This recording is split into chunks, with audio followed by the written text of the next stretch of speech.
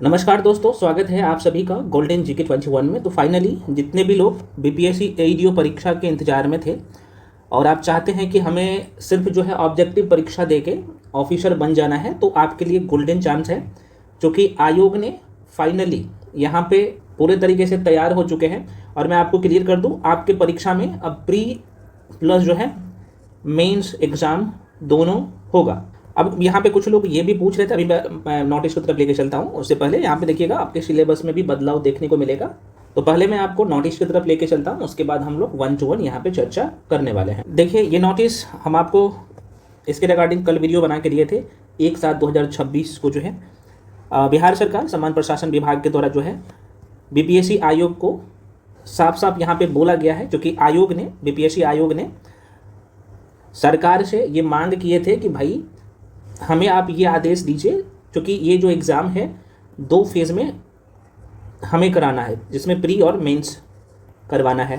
तो समान प्रशासन की मैं बात कर लूँ तो मतलब सरकार के द्वारा साफ साफ ये बोल दिया है कि भाई आप निर्णय लेने के लिए जो है स्वतंत्र है, आप अपने हिसाब से निर्णय ले सकते हैं और आप प्री मेंस करवा सकते हैं। ठीक है, ये पूरा नोटिस है। और आज के जो है अलग अलग न्यूज़पेपर में भी वही चीज़ आपको देखने को मिलेगा जो हम आपको बताए थे। देखो यहाँ पे साफ साफ लिखा हुआ, पहले मैं आपको बता देता हूँ कि बीपीएससी और TRE-4 ये दोनों, और बीपीएससी एईडीओ की मैं बात कर लूँ तो वो भी इसमें शामिल है। तो कहा जा रहा है कि भाई प्री और मेंस दोनों एग्जाम होगा इसमें। अब थोड़ा सा इसे देख लीजिएगा, मैं आपको पढ़ के बता देता हूँ।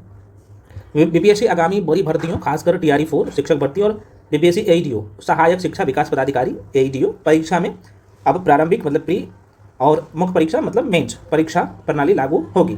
समान प्रशासन विभाग ने बीपीएससी को एकल चरण में होने वाली परीक्षाओं को आवश्यकता पड़ने पर 2 चरणों में आयोजित जो है करने की अनुमति देते हुए पत्र जारी कर दिया है। विभाग द्वारा जारी पत्र में स्पष्ट किया है कि बीपीएससी नियम आप देख सकते हो 1996 के तहत आयोग को बीपीएससी आयोग को परीक्षा की रूपरेखा तय करने का अधिकार प्राप्त है। यदि किसी भर्ती परीक्षा में अभ्यर्थियों की संख्या अधिक होती है तो आयोग वस्तुनिष्ठ प्रारंभिक मतलब स्क्रीनिंग और परीक्षा आयोजित कर सकता है और इसके आधार पर जो है मुख्य परीक्षा और अगले चरण के लिए अभ्यर्थियों का चयन कर सकता है। इस फैसले के बाद लाखों अभ्यर्थियों वाली आगामी भर्तियों में जो है 2 स्तरीय परीक्षा प्रणाली अपनाए जाने की संभावना बढ़ गई है। विशेष रूप से TRE-4 जिसमें लाखों उम्मीदवारों के शामिल होने की उम्मीद है तथा एईडीओ भर्ती जैसे परीक्षाओं में पहले प्रारंभिक परीक्षा और उसके बाद मुख्य परीक्षा आयोजित जो है की जाएगी। हालांकि अब तक बीपीएससी ने TRE-4 या एईडीओ के लिए जो आपके प्रीलिम्स एग्जाम होना है और मेंस लागू करने की कोई आधिकारिक घोषणा नहीं की। देखो भाई, आधिकारिक घोषणा जाहिर सी बात है, क्योंकि बीपीएससी ने अभी आपको मैं लेटर दिखाया हूँ, यहाँ पे कुछ लोग कन्फ्यूजन में है। देखो ये जो हम आपको लेटर दिखाए हैं, देखो ये बीपीएससी ने खुद जो है सरकार से मतलब समान प्रशासन विभाग से ये मांग किए थे कि भाई हमें आदेश दिया जाए कि हम 2 चरणों में परीक्षा को लें। यहाँ पे देख सकते हैं जो एकल परीक्षा है ना, जो सिंगल परीक्षा हो रहा है, चाहे बीपीएससी एईडीओ हो या शिक्षक भर्ती हो, तो एकल परीक्षा जहाँ से जो ये लोग ले रहे थे, तो भाई बीपीएससी ने खुद जो है सरकार से मतलब जीएडी से मांग किए थे कि हमें 2 चरणों में लेने की अनुमति दी जाए। तो भाई इसीलिए तो मांग किए थे, मांग को स्वीकृति भी मिल गया, सरकार भी बोल दिया कि भाई अपने तरीके से आप ले सकते हो, यहाँ पे सारी चीज़ें मेंशन है। ठीक है, तो ये कंफर्म हो जाइए कि आपका जो एईडीओ का पेपर है, एईडीओ का पेपर इसमें पीटी प्लस मेंस होगा। अब प्रश्न उठता है आप लोगों का, जाहिर सी बात है लाजमी है प्रश्न उठना कि ये जो परीक्षा है तो इसमें जो पहले जो पेपर आपने देखा था जिसमें मैथ्स था, रीजनिंग था, एक पेपर तो मैथ्स और रीजनिंग का था, दूसरा पेपर जो आप लोग का था वो जीएस का पेपर था और तीसरा पेपर भी था जो कि हिंदी और इंग्लिश था, है ना, आपको पता होना चाहिए। तो ये पेपर क्वालिफाइंग था। तो देखो जब तक ऑफिशियल कंफर्मेशन नहीं आ जाता, जहाँ तक मुझे लग रहा है, क्योंकि बीपीएससी क्या करते हैं जिसमें प्री और मेंस लेते हैं, आप जाके देखिएगा ना डेटा, जैसे बीपीएससी एएसओ की बात कर लो तो इसमें प्री और मेंस होता है, तो दोनों में क्या होता है, जीएस होता है और मैथ्स प्लस रीजनिंग होता है। तो इसमें एक चीज़ एक्स्ट्रा किया था जो कि एक ही पेपर था। तो अब देखो भाई, अभी कुछ नहीं कहा जा सकता है, लेकिन आप लोग जो अब तैयारी जो अभी करेंगे, आप क्या करो, चूँकि जहाँ तक मुझे लग रहा है कि इंग्लिश हो सकता है कि रहे और रहना भी चाहिए, क्योंकि ये क्वालिफाइंग है और आसान है, तो इस पर भी थोड़ा सा काम करिए। बाकी मेन जो आपके मैरिट बनना है वो मैथ्स प्लस रीजनिंग पे और जीके वाला सेक्शन पे, एग्जाम का पैटर्न तो देखो, आप प्री और मेंस होगा ना, आप ये हमेशा सोचो, चूंकि कुछ लोग डरते हैं, देखो प्री मेंस जब भी होगा जिस भी परीक्षा में होता है तो पैटर्न जाहिर सी बात है प्री में थोड़ा सा आसान होता है मेंस के कंपेयर में। आप चूंकि बीपीएससी एईडी जो पेपर कैंसिल हो चुकी है जो एग्जाम, तो उसमें सिर्फ एक ही पेपर था, आपको पता है, सिर्फ एक ही एग्जाम होना था, कहने का मतलब एक ही एग्जाम था, तो उसमें क्वेश्चन टफ आना लाजमी था। तो इसमें थोड़ा सा आसान उसके कंपेयर में क्वेश्चन रहेगा। हाँ, लेकिन आपको सारे सेक्शन को अच्छे से मजबूत करना है।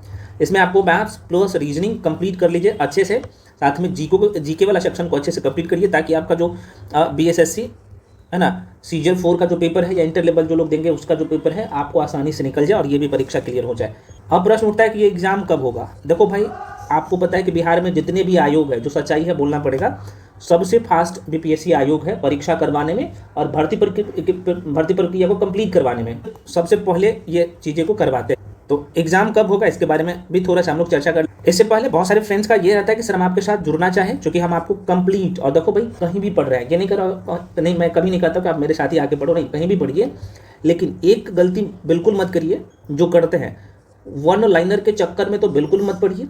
आपको कंसेप्ट क्लियर करना ही पड़ेगा सारे सेक्शन के लिए, चाहे मैथ्स के लिए हो, रीजनिंग के लिए हो, है ना, जीके वाला सेक्शन के लिए हो, जिसमें history, polity, geography, eco, current affairs, history, उसके बाद आपका जो होता है बायो, फिजिक्स, केमिस्ट्री, ये सब को अच्छे से पढ़ना है, करंट अफेयर्स, है ना, साइंस वाला सेक्शन को अच्छे से कंप्लीट करना है, ठीक है। तो इसके लिए हम आपके लिए जो है कंप्लीट बैच लेके आए हैं, मात्र 999 में ये क्लासेज ऑलरेडी चल रहा है। तो जो लोग बैच ज्वाइन करना चाहते हो, इसमें आपका बीपीएससी एईडीओ भी पूरे तरीके से तैयार हो जाएगा, सीजल 4, बीएसओ और सेकेंड इंटर लेवल सारे एग्जाम का लगभग सिलेबस सेम है। हाँ, इंग्लिश अगर इसमें इंग्लिश फिर से अगर ऐड होता है तो ये भी हम आपको इसमें अलग से करवा देंगे आपको, ठीक है। तो एक बार पढ़िए, सारे एग्जाम को कवर करिए, ये क्लासेस शुरू हो चुकी है ना।